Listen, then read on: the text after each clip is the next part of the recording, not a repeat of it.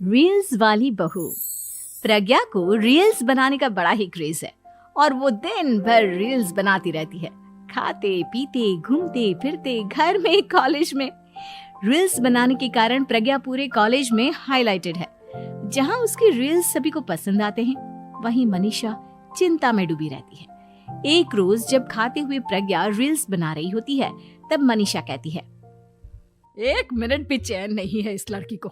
ये नहीं कि खाना तो आराम से खा ले, लेकिन नहीं, अरे थोड़ी देर रील्स नहीं बनाओगी तो आसमान नहीं टूट पड़ेगा। अरे मम्मी, इसी को तो कहते हैं डिटर्मिनेशन। तुम नहीं समझोगी ये सब। भगवान, इस लड़की को सद्बुद्धि दे। जब देखो तब टेढ़ा बाका मुंह बनाती रहती है। मनीषा की बात का प्रज्ञा पर जरा भी असर नहीं होता और वो खाते खाते रील्स बनाती रहती है। दिन बीतने लगते हैं और देखते देखते प्रज्ञा का कॉलेज भी खत्म हो जाता है। आए दिन कोई ना कोई मनीषा को प्रज्ञा की शादी करवाने का सुझाव दे जाता है। सब ठीक ही कहते हैं, प्रज्ञा की शादी कर देनी चाहिए। अपने घर के काम काज में व्यस्त हो जाएगी तो खुद ही ये रील्स और नाच गाना बंद हो जाएगा। मनीषा और प्रेम प्रज्ञा के लिए एक अच्छा लड़का ढूंढने लगते हैं और तभी विकी का रिश्ता प्रज्ञा के लिए आता है, जिसने प्रज्ञा को उसकी रील्स देखकर पसंद कर लिया था। अगले दिन विकी अपने माता पिता के साथ प्रज्ञा के घर पहुंच जाता है और प्रज्ञा साड़ी पहने हाथों में चाय की ट्रे लिए उनके सामने आती है। जब विकी को पसंद है तो हमें भी बहू पसंद है। बहन जी, आप बारात की तैयारी कीजिए। एक बार लड़का लड़की अकेले में बात कर ले तो अच्छा रहेगा। हाँ हाँ, क्यों नहीं। मनीषा विकी को प्रज्ञा के कमरे में भेजती है, जहां प्रज्ञा पहले से ही रील्स बना रही होती है। तभी विकी कहता है, आ गए आपके साजन जी। हमारे साथ ये रील्स कंप्लीट करती तो और भी अच्छा रहता। अच्छा जी, अब आ ही गए हैं तो बना ही लेती हूँ आपके साथ। दोनों मिलकर रील्स बनाते हैं। जब वी मीट और तुरंत पोस्ट भी कर देते हैं। फिर विकी कहता है, जब आप साड़ी में चाय लेकर आई तब मुझे लगा कि कहीं मैं गलत घर में तो नहीं आ गया। अब सही है। दोनों की शादी पक्की हो जाती है और शादी के दिन भी प्रज्ञा रील्स बनाने से चूकती नहीं। यहाँ तक कि बारात के समय भी नाचते हुए रील्स बनाती है। सभी लोग प्रज्ञा की तारीफ के पुल बांध देते हैं और प्रज्ञा नाचती गाती अपने ससुराल चली जाती है। सब कुछ अच्छा चल रहा होता है। प्रज्ञा यहाँ भी दिन भर हर चीज की रील्स बनाती रहती है। लेकिन कुछ दिनों के बाद जब सुनीता कहती है, बहू, ये रील्स के साथ साथ कुछ काम भी कर लिया करो। वैसे तुझे और क्या क्या बनाना आता है? मम्मी जी, वैसे तो सब कहते हैं कि मैं सब कुछ अच्छा बनाती हूँ, लेकिन मुझे लगता है कि मैं मैगी अच्छा बना लेती हूँ। हाँ, कॉफी भी अच्छा बना लेती हूँ और मुंह तो सबसे अच्छा बना लेती हूँ। हैं? अच्छा अच्छा। सुनीता अपना माथा पकड़ लेती है और कहती है, बहू, कुछ खाना बनाना भी सीख लेती। मम्मी जी, मैं लंबी प्लानिंग कर रही हूँ। जल्दी ही मैं इतनी फेमस हो जाऊंगी कि मुझे पैसे मिलने लगेंगे।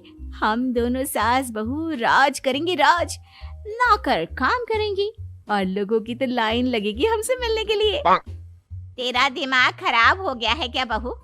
हंसी मजाक तक ठीक है, लेकिन इस तरह घर नहीं चलते। जितना जल्दी हो इस घर के तौर तरीकों को सीख लो। प्रज्ञा मुंह घुमाकर चली जाती है और तुरंत उसी वक्त एक रील बनाती है। ये देख सुनीता का गुस्सा 7वें आसमान पर चला जाता है और विकी के घर आती ही सुनीता उसे सब कुछ बताती है। विकी भी अब प्रज्ञा की इन हरकतों से परेशान हो जाता है। तुम टेंशन मत लो मम्मा, मैं देख लूंगा। विकी कमरे में जाता है तो देखता है कि प्रज्ञा रील्स बना रही है। विकी बड़े ही प्यार से प्रज्ञा से कहता है, प्रज्ञा, इन सब के लिए मैं तुम्हें मना नहीं कर रहा हूँ, लेकिन फिर भी हर वक्त तो ये अच्छा नहीं लगता ना। समझने की कोशिश करो, मुझे भी तुम्हारा थोड़ा वक्त चाहिए। मैं जब ऑफिस से आता हूँ तो मुझे समय देने की जगह इसी में लगे रहते हो। तुम ज्यादा ही सोच रहे हो। तुम भी मेरे साथ रील्स बनाओ ना, तुम्हें भी बहुत अच्छा लगेगा। तुम्हें इज्जत से कोई बात समझ में नहीं आती क्या? दिमाग खराब हो गया है तुम्हारा इस चकाचौंध से। अगर तुमने अपना रवैया नहीं बदला तो मैं तुमसे दूर चला जाऊंगा। तुम ही रिश्ता लेकर आए थे, मुझे लड़कों की कमी नहीं थी और ना आज है। विकी दरवाजा पटककर चला जाता है। धीरे धीरे विकी प्रज्ञा से दूर होता जाता है। एक रोज मनीषा प्रज्ञा के ससुराल उससे मिलने जाती है। तब सुनीता उससे कहती है, बहन जी, अब आई हैं तो कुछ दिन यहाँ रहकर जाइएगा, आप ही का घर है। हाँ मम्मी, बहुत दिन हो गए तुम्हारे साथ एक भी रील नहीं बनाई मैंने।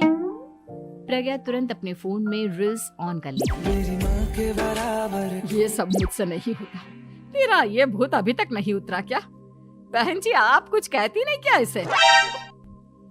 जब आप ही कुछ नहीं कर पाई तो मैं कर ही क्या सकती हूँ। सास तो वैसी ही बदनाम है। शाम को घर की लाइट चली जाती है और मनीषा प्रज्ञा से कहती है, मेरे घुटनों में बहुत दर्द हो रहा है, तू लाइट का कुछ इंतजाम करना बेटा। अच्छा, कैंडल जला देती हूँ मम्मा। प्रज्ञा गाते हुए कैंडल जलाती है और खिड़की के पर्दे के पास रख देती है।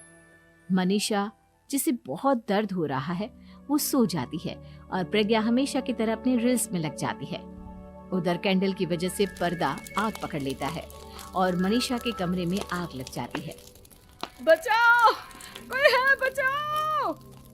सभी भागते हैं और विकी कमरे की आग बुझाने में लग जाता है, लेकिन तब तक मनीषा आधी जल चुकी थी। मनीषा की हालत देख प्रज्ञा रोने लगती है। विकी मनीषा को तुरंत हॉस्पिटल ले जाता है और उसे एडमिट कराता है। विकी प्रज्ञा से कहता है, देख लिया ना, तुम्हारे इस नाच गाने की वजह से आज तुम्हारी माँ की जान जाते जाते रह गई। अब पता नहीं तुम और क्या चाहती हो। उधर डॉक्टर कहते हैं, इनकी हालत बहुत नाजुक है, आधे से ज्यादा जल चुकी है।